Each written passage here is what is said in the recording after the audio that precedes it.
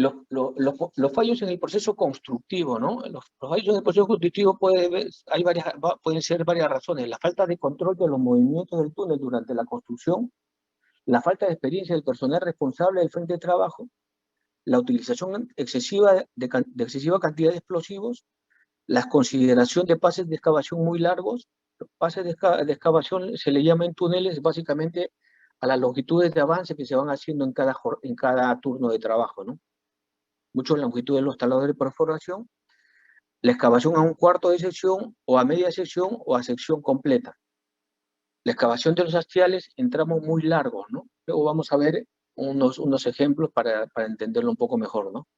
La excesiva longitud del túnel excavado sin sostenimiento o revestimiento. Esto sí es algo que a veces sucede, pero lógicamente cuando hay personas que no tienen el conocimiento y no saben realmente el grave problema que puede suceder en un túnel cuando se toman ese tipo de decisiones.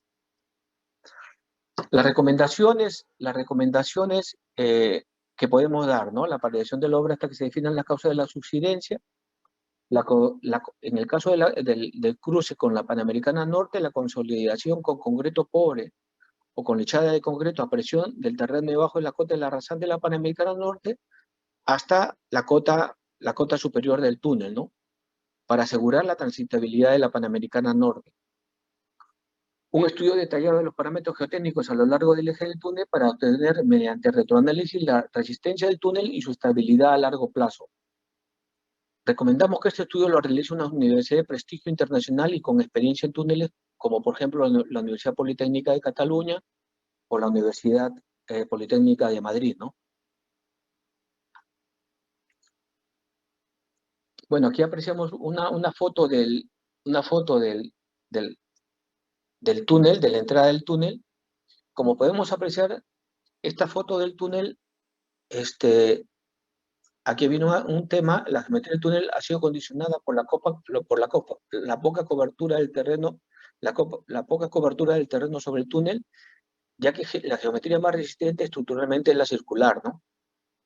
Esta es una sección del túnel, como está concebido, pero lógicamente tiende a ser un rectángulo, ¿no? En el caso concreto del túnel de Yanango, que este es un túnel que ya está construido, vemos la gran diferencia que existe, porque este túnel tiende a ser circular, ¿no? Entonces, y estructuralmente tiene un comportamiento mucho mejor que este anterior del túnel de Chancay, ¿no? El tema de la auscultación del túnel durante la construcción, que es un tema que ya hemos hablado, las medidas diametrales, todo esto lógicamente tiene que estar en el expediente técnico de construcción del túnel. Vemos las medidas, dónde se deben medir, ¿no? Este es un caso de un túnel entre pantallas, un cut and cover. Vemos los puntos, entonces estas mediciones lógicamente tienen que hacerse diariamente o de acuerdo al programa, al diseño que se haya hecho para el control de las deformaciones del terreno en el entorno del túnel. Aquí, por ejemplo, vemos un túnel y vemos los puntos que se están colocando, que son puntos también de control topográfico, que también de topografía de alta precisión, que van a permitir saber si el túnel se está moviendo, ¿no? En el diseño del túnel se tienen que plantear los umbrales de riesgo de las convergencias o desplazamiento de obra, ¿no? Por ejemplo, en el umbral verde se deben de considerar la velocidad de avance del túnel. En el umbral ámbar, ya cuando haya un poco, ya llegaríamos. Estas, por ejemplo, lo que está en morado son las mediciones de las deformaciones que se va tomando día a día en la sección del túnel correspondiente. Entonces, estos son los umbrales verdes. Este está, por ejemplo, en estas fechas no se ha sobrepasado el umbral verde, entonces diría correctamente, sigamos con el mismo sistema de excavación, ¿no? Si se llegara a un umbral ámbar, por decirlo, o amarillo, ¿no? Se debe reducir, por ejemplo, la velocidad de avance del túnel, ¿no? En el umbral rojo se debe detener la construcción del túnel hasta determinar las causas que está ocasionando esta zona de el posible fallo, ¿no? O sea, el rojo ya es paralización de la construcción, ¿no? Es importante, bueno, como venía a colación el tema, el fallo que ha sucedido en Chancay, túneles, ha sido el fallo en el túnel, en la zona de los suelos. Vamos a presentar lo que corresponde a cómo se hacen los túneles, en este caso en Bélgica. Los primeros túneles que se usaron con este método fue en Bélgica en el año 1830, que fue de Bruselas a Charleroi. El método de excavación de túneles en suelos, que consiste en la excavación de una galería de enclave. Esta es una galería enclave. Vemos el número 1.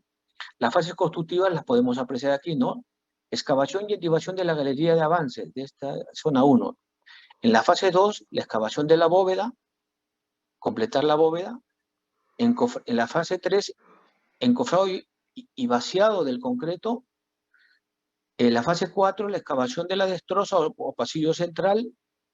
La fase 5, excavación de las bermas laterales y construcción de los hastiales, ¿no? Y la fase 6, el revestimiento de los hastiales. En la fase 7 ya tendríamos que hacer la excavación de la solera o contrabóveda, y la fase 8 el hormigonado de la solera o contrabóveda. Y entonces ya tendríamos un túnel, el túnel con unas medidas de seguridad y con unos factores de seguridad muy, muy altos, ¿no? Bueno, esto es básicamente otro esquema de lo que hemos venido hablando anteriormente. Aquí vemos cómo se va ampliando la excavación hacia ambos laterales de las secciones 1 y 2.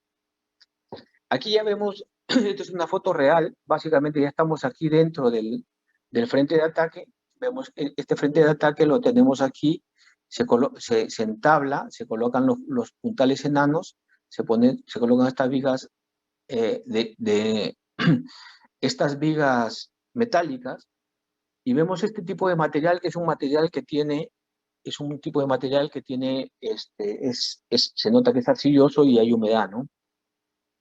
Aquí, esta es otra vista desde el frente de ataque. Este es el frente de ataque y este es la parte de la bóveda, el sector de bóveda que ya ha sido vaciado el concreto, ¿no? Y aquí vemos cómo se va ampliando la excavación lateralmente. Aquí, en esta fase ya se procede al vaciado del concreto del anillo, por así decirlo, de la bóveda superior, ¿no? Aquí apreciamos ya otra foto de cuando la bóveda ya está vaciada. Aquí apreciamos básicamente una foto desde el interior del túnel hacia el frente de ataque. Vemos cómo ya está vaciado toda esta bóveda, ¿no? La excavación de la destroza o pasillo central, que como se ve aquí, como pueden apreciar, a ambos extremos se mantiene esto porque todavía no han sido colocados, no han sido vaciados los números 6, ¿no? La bóveda en esta fase. Aquí, por ejemplo, ya se ha excavado los extremos del pasillo central y ya se comienza a construir las bóvedas, continúa la construcción de las bóvedas ya hacia la parte inferior del túnel, ¿no? Esto se va haciendo por sectores, porque lógicamente puede descalzarse y puede producirse movimiento indeseado, ¿no? Aquí apreciamos una foto más detallada, vemos ahí, podemos ver el tipo de material que aparece. Aquí aquí ya otra foto donde ya está hormigonado, ya está vaciado el concreto en los hastiales. Aquí apreciamos básicamente un detalle de la sección longitudinal esquemática del frente de ataque, ¿no? Del frente, aquí vemos la excavación en esta sección de ataque. Aquí vemos ya cómo se van colocando los puntales, cómo se van. Y aquí ya vemos en la zona 3, ya vemos ya la sección ya con el vaciado, el anillo de concreto alrededor del túnel, ¿no? Aquí vemos una vista desde el interior del túnel hacia el frente de ataque y ya vemos ya los hastiales ya están vaciados y ahora se va a proceder a hacer el vaciado de la contrabóveda, ¿no? Las características del método belga, ¿no? El método belga es utilizable siempre que el terreno sea lo suficientemente bueno como para soportar el descalce de parte de la bóveda para ejecutar los bataches o los hastiales. No adecuado en terrenos arenosos con abundante agua, ¿no? Es un método artesanal que no requiere maquinaria avanzada ni grandes inversiones. Se tiene avances de entre 30 y 50 metros por mes de túnel, dependiendo de la calidad del terreno, con 24 horas de trabajo, ¿no? Los rendimientos son pequeños. Aquí, por ejemplo, tenemos otro ejemplo, que estos son en el túnel del AVE en Barcelona. Tuve la suerte de trabajar en esta obra y mi función era básicamente asegurar que los temas se lleven conforme al proyecto aprobado, ¿no? Es similar a lo que hemos expuesto anteriormente, pero era otro ejemplo, otro modelo en que vemos, como vuelvo a repetir, este ya es una vista ya del túnel ya completamente con su bóveda, con su contrabóveda. Este es un túnel para un túnel ferroviario. Aquí otra vista antes de excavar los laterales del pasillo central. Los casos de hundimientos en el mundo. Aquí, por ejemplo, vamos a mostrarle algunos casos que no solamente sucede aquí en el Perú, ¿no? Sucede en varias partes del mundo. Aquí vemos en una autopista de Sao Paulo se derrumba sobre el túnel del metro construido por una empresa española, ¿no? Esto es del año pasado. La autopista ha estado cerrado por mucho tiempo. Entonces, ya se imaginan el grave perjuicio y las responsabilidades económicas que tiene respecto cuando se producen uno de estos errores, que ya en las conclusiones veremos mi opinión respecto a la causa de estos errores, ¿no?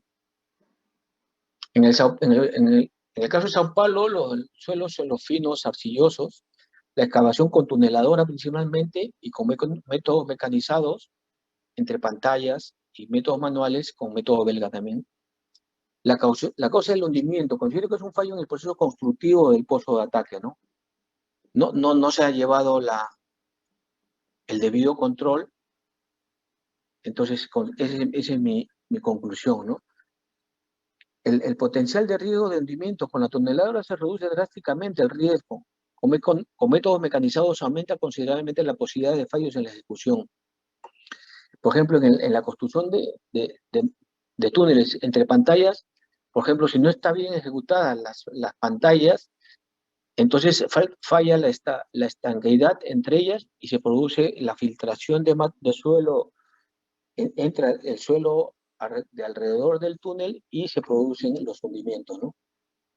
La lección aprendida es el equipo responsable de frente al ataque debe tener la suficiente experiencia para tomar las decisiones correctas ante el estado del terreno, ¿no?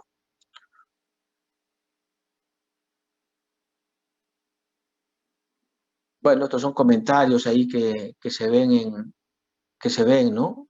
Entonces, esta es una obra de 2.590 millones de dólares. Es una de las obras más grandes de Latinoamérica en ejecución. Es la línea de 15 metros, de 15 kilómetros. Es la línea 6, si no me equivoco. Aquí vamos a hacer un poquito de reflexión respecto a lo que nos sucede a los ingenieros peruanos y a lo que nos está pasando, ¿no? En la línea 2 del metro de Lima se inició la construcción en diciembre del 2014. La longitud de esta línea es de 27 kilómetros. Las toneladoras comenzaron a trabajar en el año 2021. Estuvieron en almacenes desde el año 2016. En estos momentos se tiene un avance del 50% en la línea 2 del metro. Aquí he hecho un pequeño ensayo, ¿no? Si hubiéramos realizado la construcción de los túneles con el método belga o el nuevo método de Madrid, hubiéramos tardado en construir los túneles, de aquí a un ejercicio, La longitud de la línea 2 del metro, 27.000 metros, 27 kilómetros. El rendimiento por mes, suponiendo que fueran 30 metros, suponiendo que tuviéramos un frente de ataque, hubiésemos necesitado 900 meses, o sea, en 8 años lo hubiésemos construido. Pero como esto no es... Entonces, si tuviéramos 2 frentes de ataque, hubiésemos tardado 2 años, 2.6, y así sucesivamente. Y esto, lógicamente, mientras más frentes de ataque, hubiésemos reducido considerablemente el tiempo. O sea, si hubiésemos tenido 5 frentes de ataque, hubiésemos demorado menos de 2 años en construir la línea 2 del metro, ¿no? Con el método belga. O sea que podíamos haber terminado la línea 2 del metro hace 4 años, en el 2019, ¿no? Con uso intensivo de mano de obra no calificada en un 85%, ¿no? Esto nos tiene que llamar a reflexión a los ingenieros, qué es lo que estamos haciendo, ¿no? A los ingenieros peruanos principalmente, a nuestras autoridades. Es decir, la toma de decisiones tiene que ser la correcta, ¿no? O sea, es decir, en teoría las tuneladoras van muy rápido, y en realidad van muy rápido, pero en el caso peruano ya estamos viendo que existe un gran retraso y todavía no avanzamos, ¿no? Y solamente para concluir el tema de la línea 2 del metro, podemos comentar de que en la línea 1 del metro de Quito comenzó a construirse en el año 2015 y se terminó en el año 2020, en el año 2019, perdón, 4 años. O sea, no nos tenemos que comparar ni con Suiza, ni con Austria, ni con Alemania, pero deberíamos aprender del caso, por ejemplo, ecuatoriano, ¿no? Que es duro para un ingeniero peruano tener que decir que nuestros vecinos nos llevan una gran diferencia en la ejecución de obras de esta envergadura, ¿no? Bueno, esta es otra toma del problema que hubo en el metro de Sao Paulo, que afectó a la autopista. Esto, por ejemplo, es otro caso que sucedió en China, que también podemos ver que es un suelo fino. Entonces, y ahí, lógicamente, hubieron 8 muertos, una cosa así, ¿no? Entonces, aquí la lección aprendida siempre va a ser que el equipo responsable del frente de ataque debe tener la suficiente experiencia para tomar las decisiones correctas ante el estado del terreno.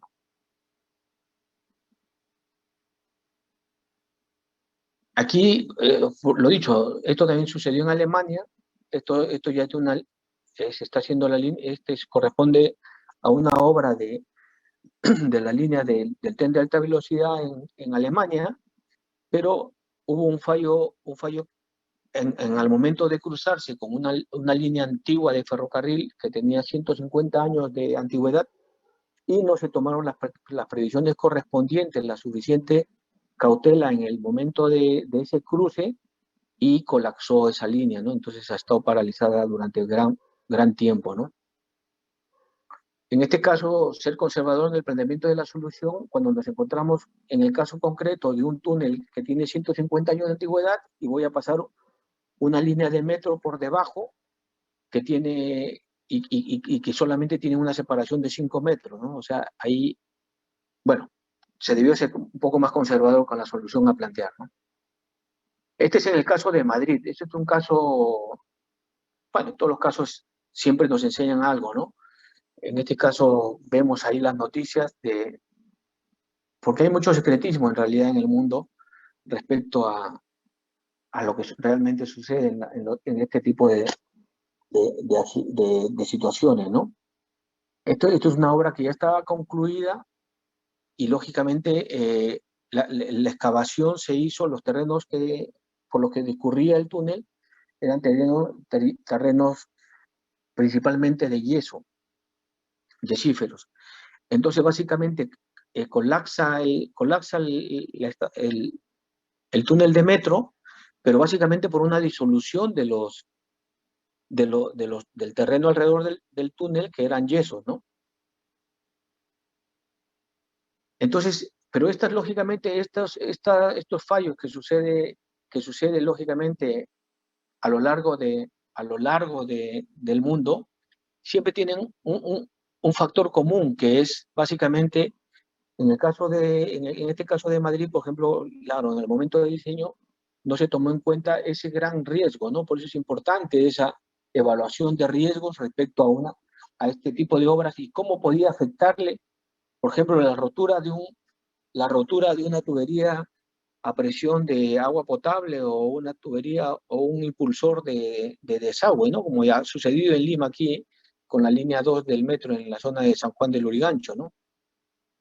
Entonces aquí ya ven las posiciones, cómo pueden apreciar en los comentarios, ¿no? Siempre a buscar un culpable, ¿no? Esta es una obra de la ampliación del metro, de una de las líneas del metro de Madrid que costó 650 millones de euros, ¿no? Entonces aquí comentarios, pero en realidad hay un secretismo tremendo respecto a esto, ¿no? Pero en conclusión, que nos sirva como aprendizaje y no cometer esos mismos errores, ¿no? Otra vez sucedió otro caso en Brasil, este más antiguo, pero que tiene otras repercusiones ya más de carácter un poco más fuera de la ingeniería, pero lógicamente siempre los ingenieros, y más los ingenieros que no son conscientes de los graves problemas que puede traer, por ejemplo, acelerar indebidamente la ejecución de un túnel, puede traer este tipo de consecuencias, por ejemplo, ¿no? ¿Eso es por qué? Porque fueron presionados el contratista por el político de turno para que acelere la ejecución de la obra, ¿no? Bueno, hasta en Japón también este no es un hundimiento, pero murieron 9 personas y suceden, ¿por qué? Porque aquí cayó el revestimiento de un túnel ya construido, ya en operación, ¿no? Aquí, bueno, yo tuve la oportunidad de trabajar en esta obra en Barcelona y lógicamente nosotros nos encargábamos de ver qué pasó con este tipo de obras y evitar que suceda, ¿no? Que suceda esto, pero siempre básicamente creo yo que gran parte son las prisas y la falta de controles durante la fase de ejecución de las obras, ¿no? En este caso concreto podemos apreciar acá un hundimiento. Estos son túneles entre pantallas y los problemas principales fueron de que lógicamente las pantallas se hacen en tramos con la cuchara de 3 5 metros. Esa cuchara, pero lógicamente para que funcione la pantalla debería ser completamente estanca, ¿no? O sea, deberían ser secantes las pantallas para que no filtre el agua, porque en el caso de Barcelona, lógicamente el nivel freático es alto y la calidad del material, bueno, es un delta del río Ebro, del río Llobregat y del río Besós, ¿no? Entonces, este es un caso, por ejemplo, que también sucedió en España en el año 2005, ¿no? Este es otro caso también que sucedió en Barcelona, esto es por la construcción de una línea del metro. Lo que pasa es que estos errores que se cometen tienen altos costos, no son gratis, ¿no? Tienen altos costos. En el caso este del Carmel, al seguro del contratista, al seguro de la supervisión, al seguro del Estado, le costó casi 90 millones de euros el, este hecho que ya analizaremos ahora mismo, ¿no? Entonces ahí, lógicamente, al cabo del tiempo ya salen los peritos, los expertos salen a opinar y básicamente, pues, ahí simplemente pongo algunos comentarios, ¿no? Esto ya es del peritaje especializado, ¿no? Por ejemplo, dice, y se ha podido verificar que algún aparato inicial de ocultación no fue convenientemente leído, estuvo más de 2 meses sin lectura. Eso es un pecado mortal durante la construcción de un túnel, ¿no? Porque dice, ni sus resultados anómalos llevaron a reconsiderar la calidad del terreno, añaden los expertos que analizaron ya el problema después. Entonces, lógicamente, una persona que no hace una lectura de los sistemas de ocultación y pone en alerta, entonces está claramente indicado de que es un problema de persona, porque los sistemas de ocultación estaban instalados.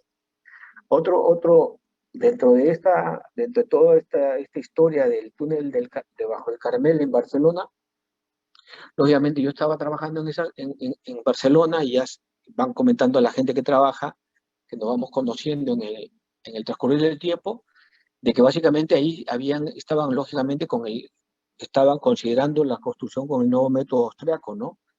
Entonces, pero se confiaron demasiado.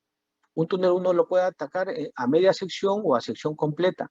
Entonces ellos comenzaron a atacarlo como el material era bueno, comenzaron a atacarlo en sección completa, comenzaron a cargar demasiado, ponerle demasiada carga de explosivos y finalmente, y no medían las deformaciones. Entonces, fue la suma de todo que al final le costó 90 millones de euros al contratista, supervisor y a la entidad, y lógicamente con la pérdida de credibilidad y desconfianza de la sociedad ante las obras de este tipo, ¿no?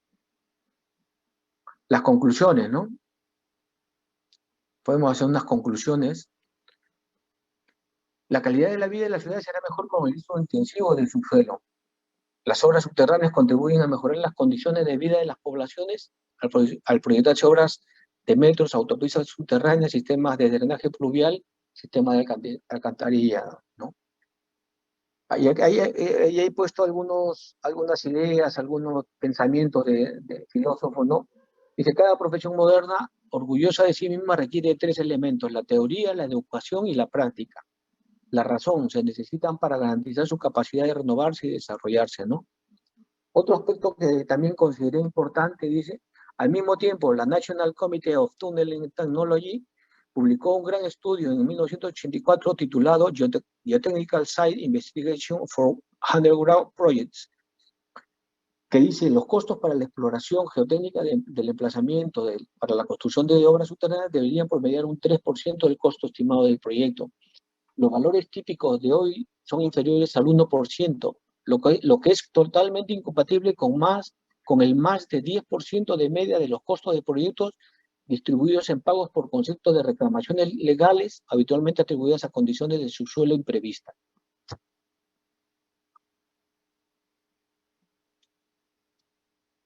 Entonces, la conclusión básicamente es, y muchas veces es una lucha que tenemos los consultores peruanos que estamos en peligro de extinción, de decir que los expedientes de cualquier tipo de obra de ingeniería civil y que tengan que ver básicamente con el terreno deberían tener mayores presupuestos de investigación geotécnica, porque eso permitirá tener menos problemas durante la fase de ejecución de obra y menos reclamaciones en el transcurso de la misma, ¿no?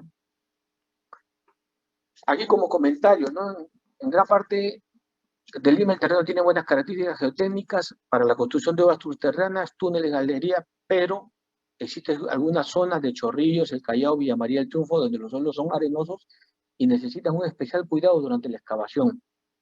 Siempre las zonas de contacto entre los suelos competentes y otros menos competentes son zonas de especial cuidado en la excavación de túneles, ya que es necesario darle al suelo el sostenimiento y la medida de seguridad que necesita el terreno, paraguas de micropilotes, consolidación del frente, etc. El criterio experto de los responsables de los frentes de trabajo en túneles es fundamental para evitar hundimientos, como los que suceden en todas partes del mundo, ¿no? Desde el capítulo de Ingenieros Civiles de Perú debemos de dar la batalla por la ingeniería nacional, contratistas y consultores que estamos siendo exterminados por la Ley de Contrataciones del Estado y las instituciones de control, OS y Contraloría. Las obras públicas deben tener la participación obligatoria de empresas peruanas como sucedía años atrás, situación que no se da en estos momentos ya que la ley de contrataciones permite que en los grandes proyectos de obra civil las empresas extranjeras ganen solas esos contratos. Las más de 2.000 obras públicas paralizadas son la mejor muestra que la obra pública debe ser declarada en emergencia. Un país que no tiene una ingeniería propia nunca saldrá del subdesarrollo. Muchas gracias.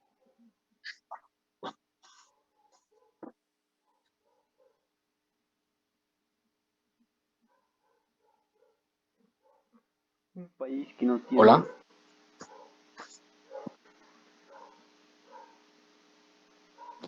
Hola, Ingeniera Karina. Karina.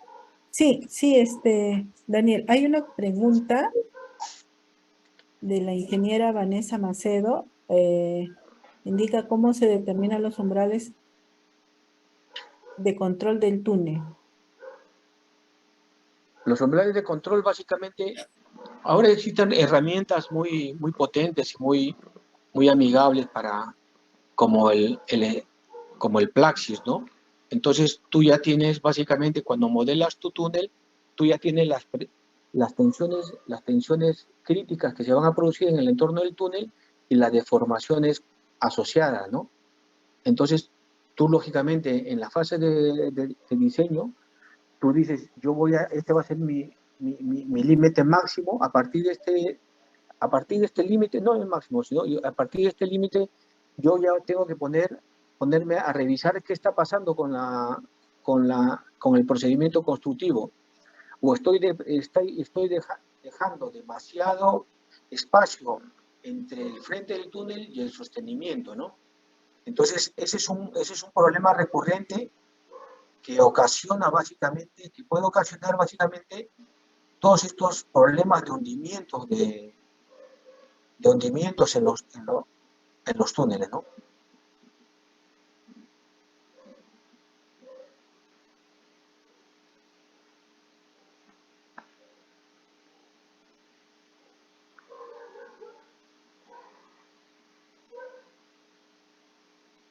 Bueno, no, ya no hay otra pregunta, ingeniero. Muy bien.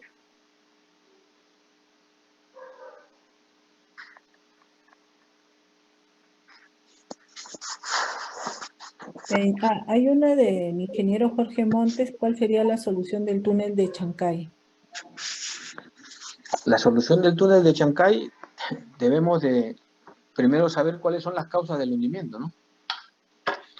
Debemos de, la empresa o la entidad que se encargue de eso, lógicamente necesita todos los antecedentes, porque lo que se tiene que hacer es prácticamente determinar cuáles son las causas, ¿no? Y que no se vuelvan a producir de nuevo, ¿no?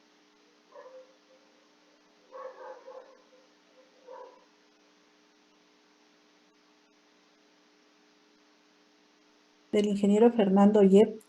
¿Qué secciones son las más recomendables para terrenos arenosos? Para terrenos arenosos, básicamente, pues, dependiendo de la profundidad al que estén, ¿no? Como decimos, existen túneles someros y existen túneles profundos, ¿no? Si existen túneles que van a estar a 10 o a 15 metros de profundidad, lógicamente mejor es abrir y cerrar, ¿no? O sea, excavar, construir el túnel y luego taparlo, ¿no? Pero en el caso que no sea posible, lógicamente existen los túneles entre pantallas, ¿no? Ejecutan las pantallas y luego excavas entre las pantallas, ¿no? Este es el caso, ¿no? Si tienes arena, aquí está el terreno natural en la parte superior, excavas la pantalla hasta la cota correspondiente de cálculo, excavas las pantallas y aquí luego ya construyes la losa superior y ya comienzas a construir esto de aquí, y eso yo creo que sería una de las soluciones. Pero claro, cada solución tiene sus particularidades, ¿no? El nivel freático y cosas de ese estilo, ¿no? Si estamos en ciudad, lógicamente, si estamos como le digo, pero básicamente yo creo que esa sería la respuesta a la pregunta del ingeniero, ¿no? Del ingeniero Fernando Yep. Acá está. ¿Se debe de medir la onda expansiva cuando se emplean explosivos? ¿Qué tipo de explosivos se usan? Básicamente, claro, el control, cuando se hace el diseño cuando se hace el diseño de un túnel, lógicamente, eso incluye también el estudio de perforación y de voladura y la carga que debería tener para cada sección tipo del túnel, ¿no?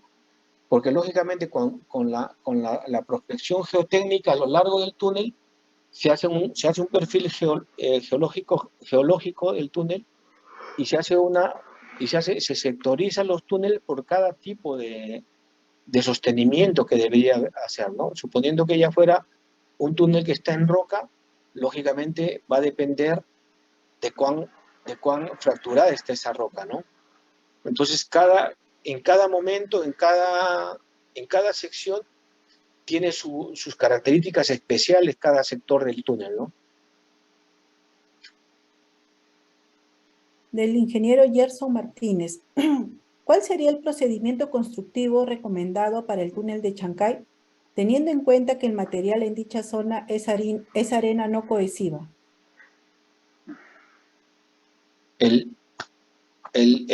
Como decíamos, cuando hemos presentado el método belga,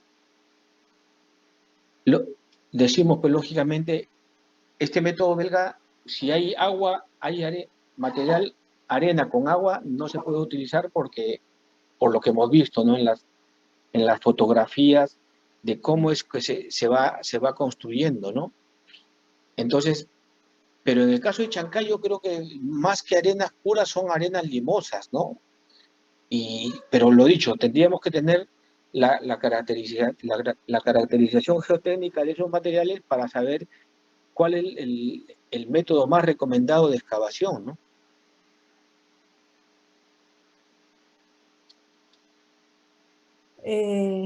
La pregunta del ingeniero Milton Roy. ¿Cuáles serían las nuevas consideraciones de seguridad para los trabajadores en el túnel de Chancay?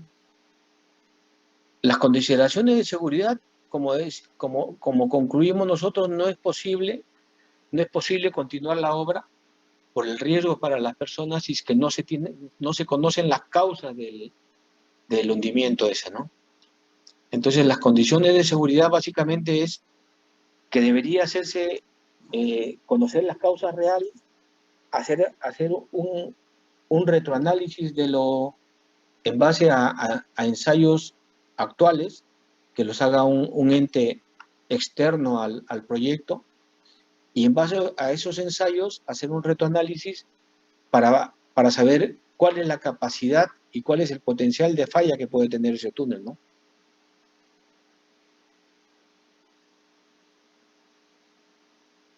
Del ingeniero Fernando Yep, indica que el muro pantalla es necesario en todos los tipos de túneles, sean profundos o someros. No, cada túnel tiene sus características, cada túnel tiene sus características del entorno que va a atravesar, por dónde va a pasar, y eso condiciona básicamente la solución a plantear, ¿no? Lógicamente existen pantallas de pilotes, pantallas de concreto, entonces eso es básicamente la situación particular de cada proyecto es la que va a requerir el criterio experto del diseñador va a tener que tener la última decisión, ¿no?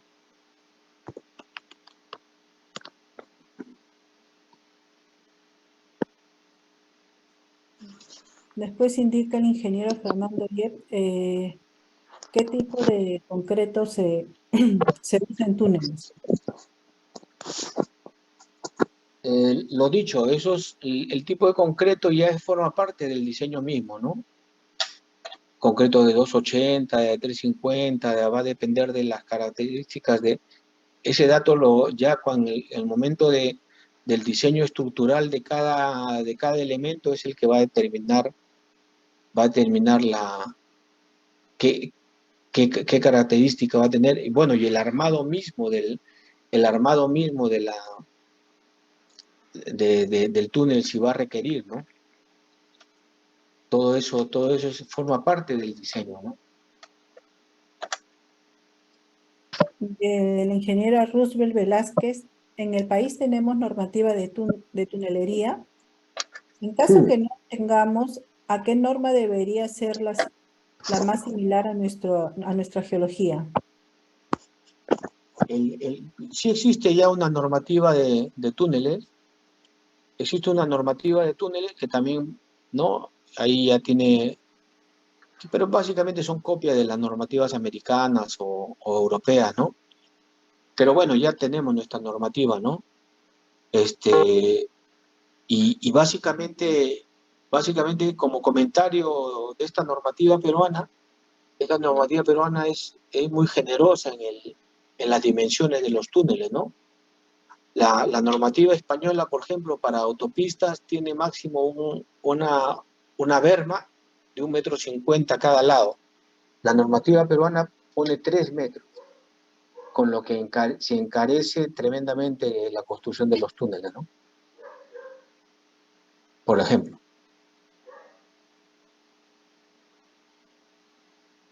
De la ingeniera Mary García indica que definitivamente en la obra del túnel de Chancay no hay un estudio detallado del tipo de suelo. Es un comentario que está haciendo, ¿no? No, el tema básicamente, como conclusión, básicamente es mi opinión, lógicamente, ¿no? Yo concluyo, yo puedo tener un expediente técnico muy bueno, pero si en la fase de ejecución de obra pongo gente inexperta que no conoce de túneles y hace cualquier cosa, ya tenemos un problema. Y yo creo que es eso, ¿no? Si podemos ver volvemos a esta imagen, ¿no? Lógicamente aquí, este es el frente de ataque entre la sección C y el frente de ataque. Esa longitud es fundamental, porque lógicamente si alguien con muchas prisas, porque ya lógicamente el hacer el sostenimiento ya requiere un túnel, o sea, mientras yo estoy haciendo el sostenimiento no puedo estar atacando, trabajando en el frente. Entonces, ¿qué es lo que hacen normalmente en los túneles? Estos sostenimientos demoran en colocarlo y lo ponen, en lugar de que esté en esta sección C, lo ponen en esta sección D y toda esta zona de aquí ya puede colapsar. Entonces, cuando se diseña el túnel, básicamente tenemos que decir esta distancia D tiene que estar muy claramente definida. Y si hubo un error, porque podemos equivocarnos, todos somos humanos, todos podemos equivocarnos, si hay un error en el plano y aquí se está considerando que esta zona de aquí, este frente, es un túnel con una roca que tiene de tipo 2 o de tipo 3, pero en realidad es una roca de tipo 5, la persona que esté, el responsable del frente de ataque, lógicamente, aunque su plano le diga que esto es una sección, un tipo 1, que tipo 1 es lo mejor roca que puede existir, pero si él ve que es una sección tipo 5, no puede continuar, no debe continuar, aunque su plano le diga de que esta es una sección tipo 1, pero él está viendo que es una sección tipo 5, ¿no? Estoy exagerando para que el ejemplo se entienda, ¿no? Del ingeniero Alex Cubillas. Para el túnel como Chancay, ¿cuál es lo recomendable?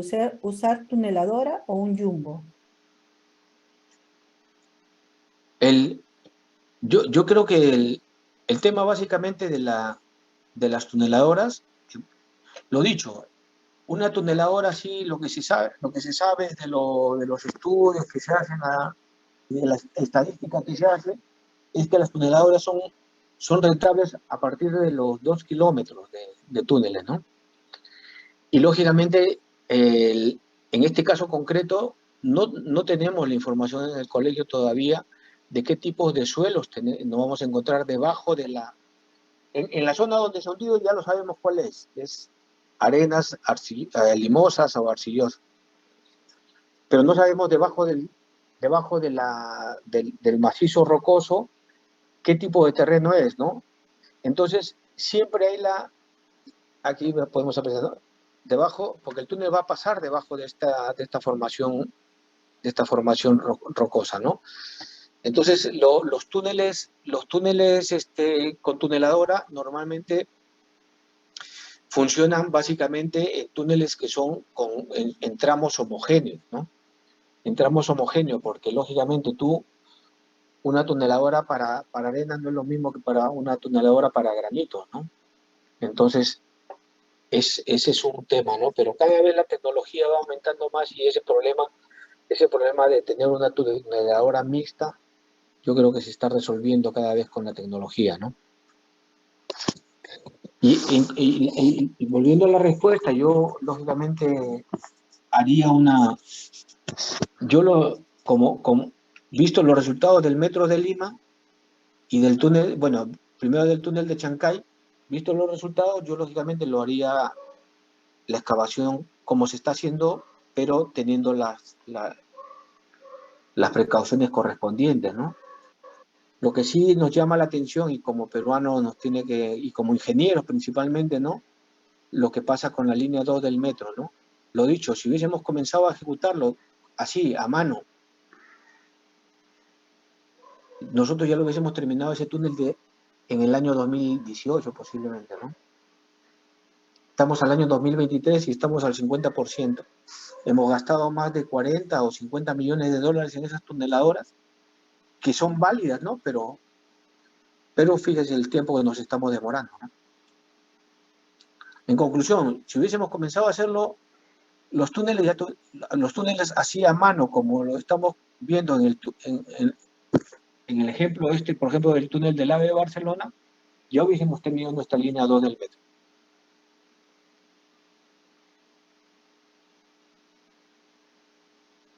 De la ingeniera Roosevelt Velázquez, si tienes algunos ratios de los costos de tunelería en el Perú versus Europa. Bueno, sí tendría que buscarlo, ¿no? Pero como ejemplo, básicamente el túnel de Yanango, el túnel de Yanango tiene 1 kilómetro y accesos unos 600 metros. Terminó costando 85 millones de soles. Ese es un ratio real de aquí de Perú, ¿no? Y lo que decíamos, ese túnel de 15 kilómetros en Sao Paulo, decíamos que costaba 2.300 millones, ¿no? Pero básicamente, posiblemente ahí esté incluido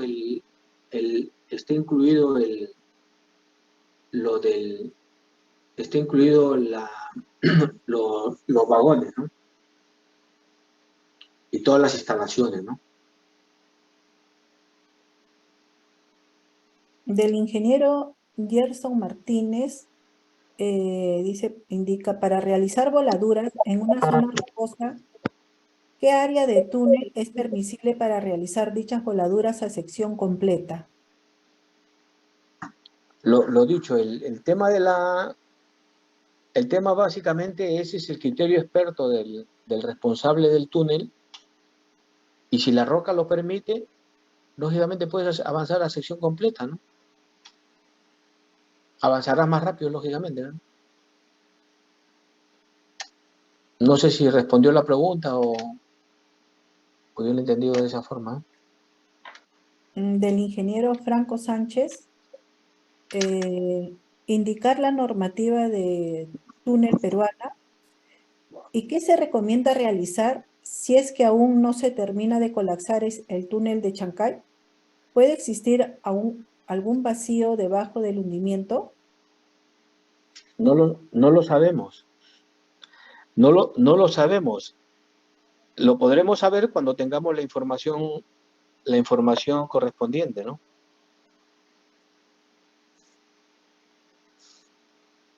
Ya no hay ninguna otra consulta, Daniel. Bueno, antes de culminar, les comunico a los asistentes, tanto en Zoom como en Face, que el día de mañana también tenemos una conferencia muy importante con el fiscal Eddie Gabriel Elías Moscoso sobre delitos frecuentes en los que se incurren las contrataciones con el Estado. Bueno, ya sabemos que siempre a nosotros los ingenieros civiles siempre nos están llamando, ¿no? La Fiscalía. sería bueno para que estén presentes y absuelvan sus consultas, ¿no?